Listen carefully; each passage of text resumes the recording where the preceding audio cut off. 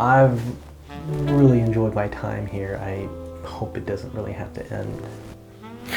Oh, how long have you been there? Well, never mind that. Actually, in the meantime, I've been meaning to talk to you. No, you're not in trouble. I've just had a lot on my mind. As a serial non-date haver, I thought, what a better way to go on one but from the safety of my little bed fort. Surely the best way to simulate a date would be playing these dating simulators. And this is not one of those alarmist pieces where I go, oh, people aren't having sex because they're playing these stupid anime llama boyfriend simulators. No, this is not that. But a little bit of a sidebar about that argument.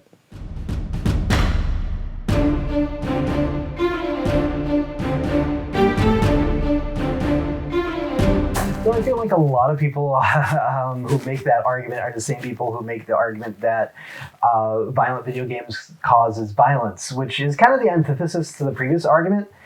You know, that sexy games keep people from having sex because they get the satisfaction. But at the same time, violent video games cause people to do violence because they learn it from the video games. You can't have something make you do something and not make you do something at the same time. It's almost as if there isn't a connection there. If you were to flip the rhetoric around and say that violent video games keep people from doing violence because they get the satisfaction from the video games, and if that sexy fun time games causes people to have sexy fun time, then, you know, you start to realize how intellectually inconsistent a lot of the media scare quotey fears are, really. Anyways, this video is not meant to be a specific analysis of any game's depiction of romance and sex, though that is a very important conversation to have. And finally, I can't really tell you how to get a partner, mainly probably because you don't want my advice. I'm currently dating the faux reanimated corpse of spy thriller novelist Tom Clancy that I created in my last video. So yeah, actually there's a lot of videos online. You should totally go watch. Actually, that's not a good idea. Those tend to be very problematic. You're screwed. And you know what? Hopefully the rest of this video makes you feel less alone? I don't know. I can't guarantee that. The dating sim is a weird genre. Unlike driving games, sports games, or action-adventure games.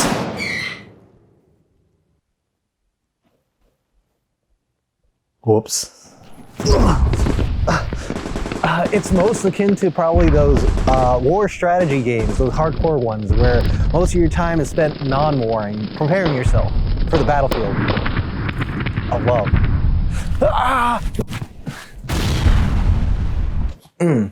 Okay, a lot of games, and dating sims aren't any different, are about empowerment.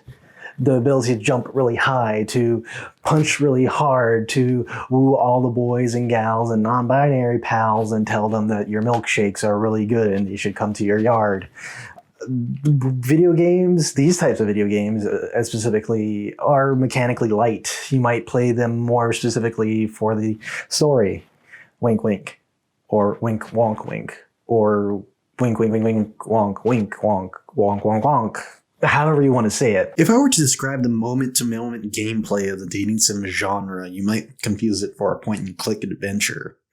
You are faced with a graphical interface. You click on things to interact with the story.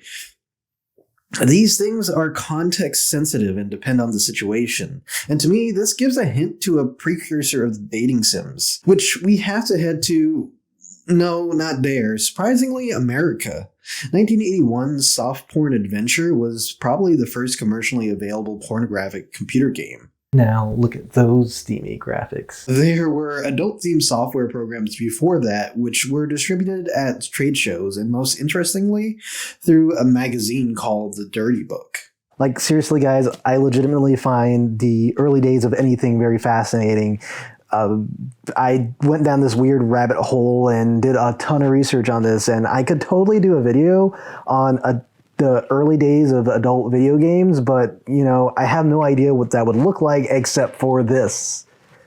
Now, I wouldn't say that online systems, later named Sierra Online for those leisure-suited fans out there, created the dating sim genre as we know it, but it does have a lot of the same aspects. Many require you to acquire items to give your romantic interests, as does soft porn. These are very criteria, but the way a dating simulator may take can look different from varying degrees.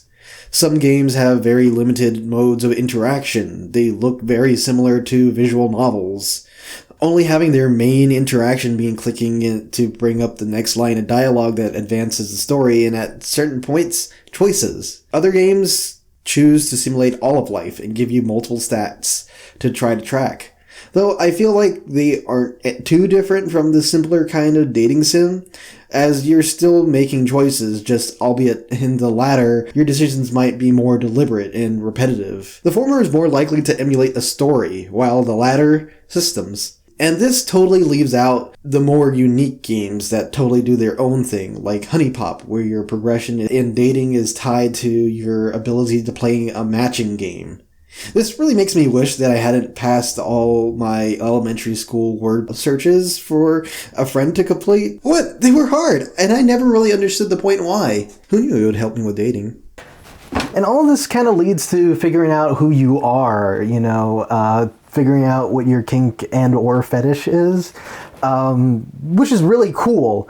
Mine is passive-aggressively responding to emails telling people that the answer was right in the original email if they had only learned to read. Though I kind of have to levy criticism at games like Honey Pop. While I think the diverse cast is really cool, we don't really see it in other genres that much, but I think that equating racial fetishes and to other types of fetishes and kinks kind of less cool. Now say it with me, everyone. Our biases are shaped by media. Oh, I guess I should have told them what to say before. Anyways, dating sims typically involve dating a varied group of people. No two are alike. It usually involves getting the girl, guy, or bird. We typically don't have games about being in and maintaining a relationship. As with a lot of narrative, it's easier for an audience to grasp what's going on if they're there from the beginning.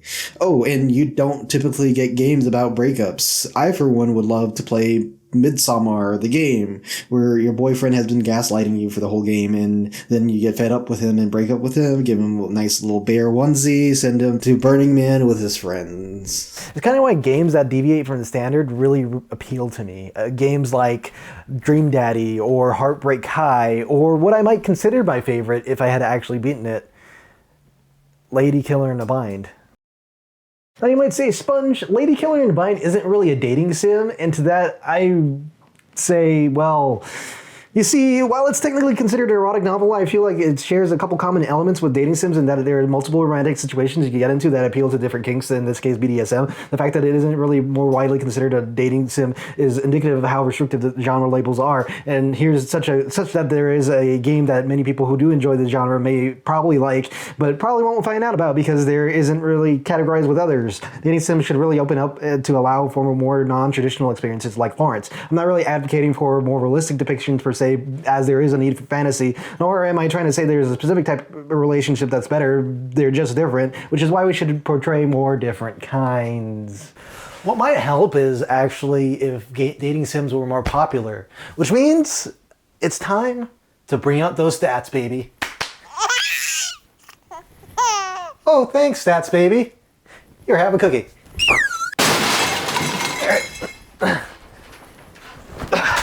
So,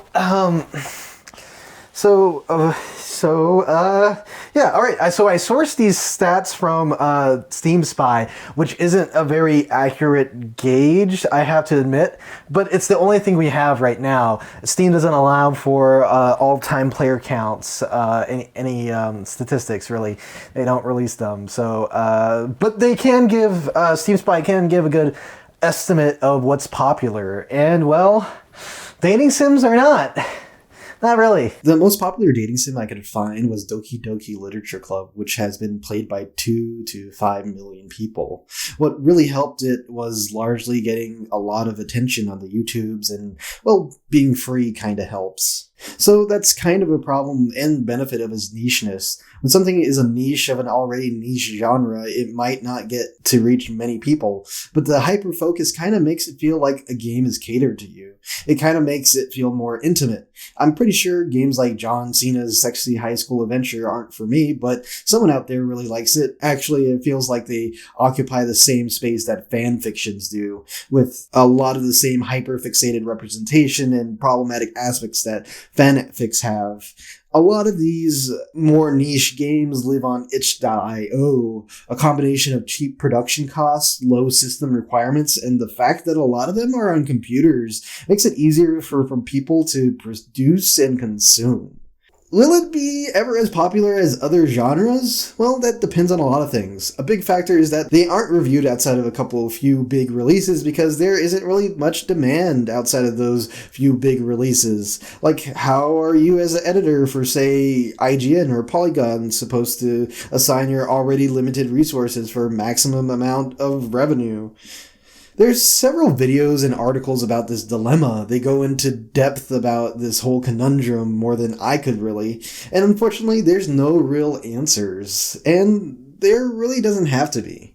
So to end this video, I kind of wanted to pull back the curtain and talk a little bit about my own opinions and views on things, mainly because what you get out of dating sims really depends on what your views are about gender roles, relationships, and most importantly, love.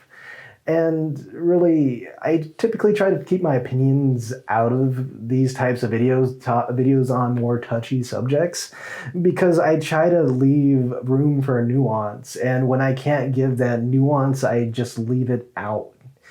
And as someone who's had very little nuance in their life, I've been self-partnered for most of my life, and I've had very limited experience with these types of topics. Even when the general dating sim topic, I've had limited experience, but I have seen a lot. I've observed a lot, and that doesn't really mean my opinion is better than those people who are in the midst of things, but it is a opinion. And that's what really I'm trying to get at, is that people, the thing with relationships, love, who they are, really, people figure that out for themselves. They define it for themselves. A lot of people really get hung up on the question of what is love. And typically that is a time when you ask that question is when you're trying to figure it out for yourselves, when you're, you might be looking at a prospective person, and really a lot of times we turn to media to answer that question for us. We might look at a dating sim or a rom-com and think, oh, that's the type of relationship that we want to have. And that's totally okay. We experiment, we try, and we figure out, hey, I didn't like that, or I like that, or that worked for me at a certain time in my life, but not now. I'm a different person.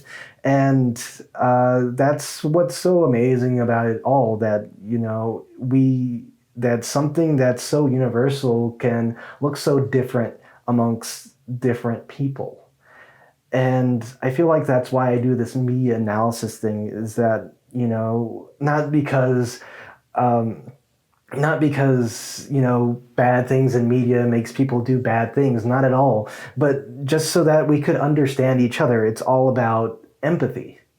And, the media that we consume really affects how we see the world. And if I point out things that are outside the norm or indicative of a larger context, I feel like I can make the more problematic things less so. I guess at the end of the day, really, the point that I really want people to take home from this video at the end of the day is that, there's many different types of dating sims, and as there are many different types of relationships, love, even people. And really, the horizon for these types of games are looking really promising, as the tools to make these types of stories get out to more different types of people, and different types of people are able to make different types of stories that are representative of themselves or representative of others. And that's really exciting to see all the new things that are going to happen. We're all trying to figure things out for ourselves. We're all different in our own unique ways, and that's okay.